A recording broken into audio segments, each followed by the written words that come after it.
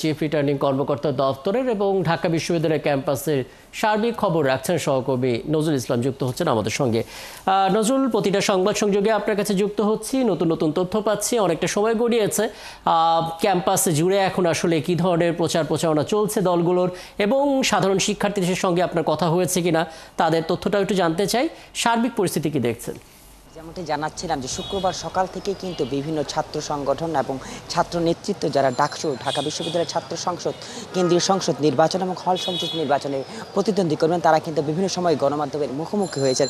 একই সাথে কিন্তু এর আগেও কিন্তু শুধুমাত্র ৭১কে একটি সাক্ষাৎকার দিয়েছিলেন চিফ রিটার্নিং কর্মকর্তা জসিমউদ্দিন আহমেদ। তিনি আসলে নিরাপত্তার বিষয়টি আসলে তুলে ধরেছিলেন যে ডাকসু নির্বাচনকে কেন্দ্র করে যে নির্বাচনটি আগামী ৯ সেপ্টেম্বর অনুষ্ঠিত হবে পূর্ব ঘোষণা অনুযায়ী। এবং একই সাথে বলে রাখি, কিন্তু এর আগেও সংবাদ কিন্তু জানিয়েছিলাম যে ঢাকা বিশ্ববিদ্যালয়ের কেন্দ্রীয় ছাত্র সংসদ নির্বাচন ও হল সংসদ নির্বাচনের কিন্তু ভোট কেন্দ্রের যে তালিকা সেটি আসলে প্রকাশ করেছে চিফ রিটার্নিং কর্মকর্তার দপ্তর। সেই বিষয়ে কিন্তু বিস্তারিত জানানো হয়েছে।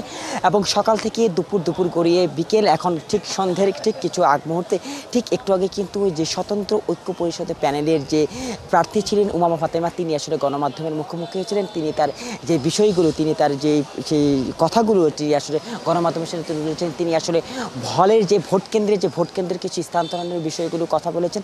একই সাথে যে শৃঙ্খলা এবং আচরণবিধি নিয়েও তিনি আসলে গণমাধ্যমের মুখোমুখি হয়েছিলেন। একই সাথে ঢাকা বিশ্ববিদ্যালয়ে কিন্তু এখন পর্যন্ত পুরো ক্যাম্পাস জুড়ে, ক্যাম্পাসের প্রতিটি জায়গায় কিন্তু আসলে এই ডাকসু নির্বাচন এবং হল সংসদ নির্বাচন নিয়ে কিন্তু চায়ের কাপ থেকে শুরু করে যে সেই মধুর ক্যান্টিনের যে এলাকাটি রয়েছে, সেখানে কিন্তু শিক্ষার্থী এবং ভোটার প্রতিনিধি সকলের মধ্যে কিন্তু সরগরম এবং সরব উপস্থিতি লক্ষ্য করা গিয়েছে।